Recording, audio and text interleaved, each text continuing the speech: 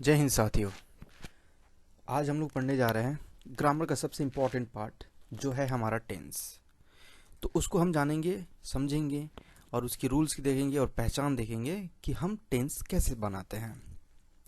तो सबसे पहले हम बात करते हैं कि टेंस टेंस हमारा बेसिकली तीन टाइप का है। पहला है हमारा प्रेजेंट टेंस, दूसरा है पास्ट टेंस एंड तीसरा फ्यूचर टेंस। तो हम समझेंगे सबसे पहले प्रेजेंट टेंस के बारे में। प्रेजेंट टेंस इसलिए क्योंकि हम प्रेजेंट टेंस अगर हमने समझ लिया तो पास्ट फ्यूचर हमें नॉर्मली समझ में आ जाएगा और इसमें ऐसा कुछ है नहीं जो बहुत ज़्यादा आप लोगों को डिफ़िकल्ट लगेगा। तो सबसे पहले हम शुरुआत करते हैं प्रेजेंट टेंस का। और साथियों इसमें चार टाइप के होते हैं, पास्ट में भी होगा, फ्यूचर में भी होगा। तो कौन कौन से हैं? सबसे पहले प्रेजेंट के देखते हैं कि प्रेजेंट में इंडेफिनिट है, कंटिन्यूअस है, परफेक्ट है एंड प्रेजेंट परफेक्ट कंटिन्यूअस है। तो सबसे पहले हम देखेंगे प्रेजेंट इंडेफिनिट।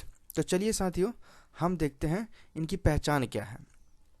जिस हिंदी क्रिया के अंत में ता है, ती है, ते है, ता हूँ इत्यादि हो उसे हम प्रेजेंट इंडेफिनिट में बनाते हैं।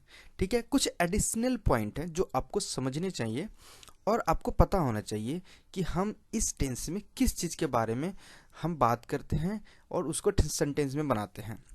जैसे अब हैबिट है जो हम रोज करते हैं, इटर्नल ट्रूथ बोलिए या आप यूनिवर्सल ट्रूथ बोल सकते हैं। प्रिंसिपल जो सिद्धांत, परमानेंट एक्टिविटी जो रोज का हमारा काम है। तो ये सब चीज़ें हैं ना, ये प्रेजेंट इंडेफिनिट में बनाया जाता है। ठीक है, तो चलिए एक और है एडिशनल पॉइंट में हमने ऐड किया है, इस टेंस का उपयोग फ्यूचर में होने वाले निश्चित इवेंट में किया जाता है। हम आगे समझेंगे कि इसको कैसे पहचानेंगे फ्यूचर इवेंट। प्रेजेंट इंडेफिनिट ये अफर्मेटिव सेंटेंस है प्रेजेंट इंडेफिनिट का। इसका रूल है सब्जेक्ट V1 एस या ES और ऑब्जेक्ट। ठीक है, चलिए एग्जाम्पल से समझते हैं। मैं रोज सुबह जल्दी जगता हूँ, ये देखिए ये हैबिट है और इसको हम बनाएंगे कैसे? I wake up early every morning. वह मेरे साथ पढ़ता है, ही स्टडीज विथ मी।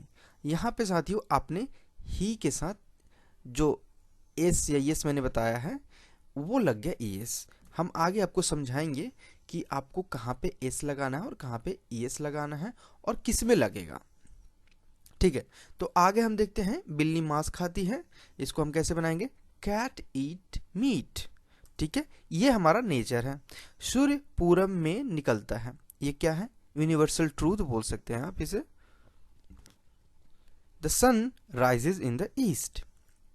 ठीक है, जो फ्यूचर वाली बात हो रही थी कि फ्यूचर का भी सेंटेंस हम अगर निश्चित टाइम दिया रहा हो तो उसको हम प्रेजेंट इंडेफिनिट में बना सकते हैं। जैसे ये है राष्ट्रपति कल यहाँ आएंगे, क्योंकि ये एक निर्धारित समय दे रखा हुआ है तो हम इसको बना सकते हैं। जैसे मेरी बहन का शादी नवंबर में है। इस तरह के सेंटेंस जो है वो हम प्रेजेंट इंडेफिनिट में बना सकते हैं। The president comes here tomorrow. ठीक है साथियों, अब हम समझते हैं कि एस और ES कहाँ लगाएंगे।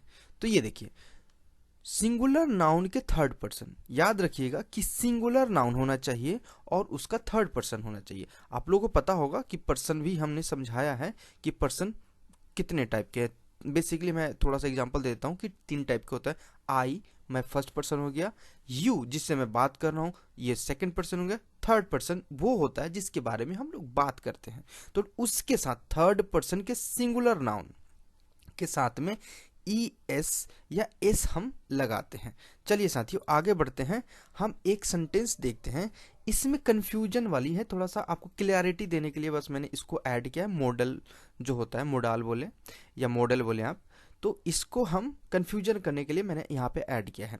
मैं बाजार जा सकता हूँ, आपको तो यहाँ पे लग रहा है ता हूँ, जैसे कि ये सारे सेंटेंस में आ रहे थे ता हूँ, ती हूँ, ऐसे सेंटेंस आ रहे हैं। तो यहाँ भी है मैं बाजार जा सकता हूँ। लेकिन साथियों आप यहाँ पे एक समझने वाली बात है, ये कह रहा है कि मैं बाजार जा सकता हूँ, ये कर नहीं रहा है बल्कि ये सिर्फ कह रहा है कि मैं बाजार जा सकता हूँ। तो सबसे पहले तो आपको इसमें लग गया कि कोई एक्शन वर्ब तो है ही नहीं इसमें, तो ये टेंस में आने का कोई सवाल ही नहीं उठता है। और दूसरा ये अपनी एबिलिटी के बारे में बता रहा है। जैसे मैं 10 किलो वजन उठा सकता हूँ, मैं यहाँ से दौड़ सकता हूँ। तो ये किस बारे में बात हो रही है? ये एबिलिटी के बारे में बात होती है।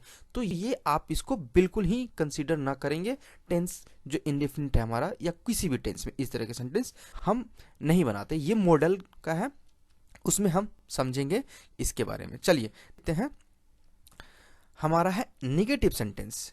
निगेटिव सेंटेंस का रूल है सब्जेक्ट डू या does not V1 plus object. Example देखिए है, मैं बाजार नहीं जाता हूं।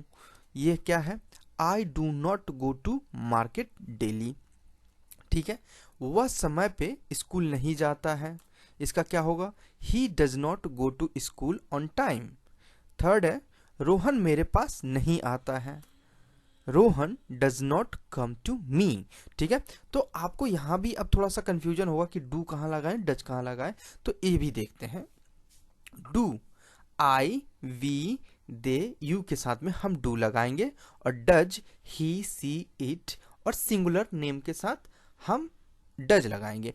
आप प्लुरल नेम के साथ भी डू लगा सकते हैं। ठीक है, चलिए अब हम इंट्रोगेटिव को समझते हैं।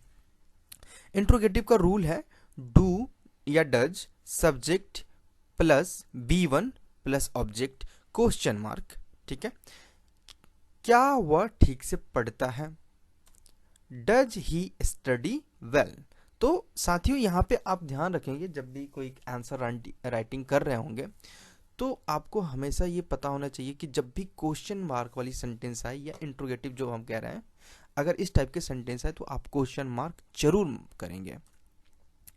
क्या सोहन सुबह में टहलता है? Does Sohan walk in the morning. क्या वे लोग तुमसे मिलते हैं? Do they meet you. Last है हमारा WH सेंटेंस, क्योंकि ये भी थोड़ा सा इंपॉर्टेंट होता है। WH सेंटेंस हमें समझ में आनी चाहिए, और WH एक बड़ा कॉन्सेप्ट है, हम बड़ा नहीं कह सकते। एक सेपरेट वीडियो में इसको WH के बारे में बताऊंगा कि आप कैसे समझेंगे कि ये WH है और WH के कितने वर्ड हैं, तो इसके बारे में हम समझेंगे। तो चलिए हम इसको देख लेते हैं। पहले इसका रूल है WH डू या does plus subject plus V1 plus object.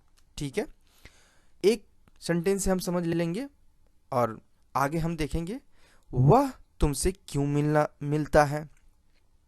इसका बनेगा Why does he meet you। ठीक है साथियों, तो आज के लिए इतना ही है, हर आगे हम पढ़ेंगे कंटिन्यूअस के बारे में। तब तक के लिए गुड बाय साथियों, थैंक यू फॉर वॉचिंग।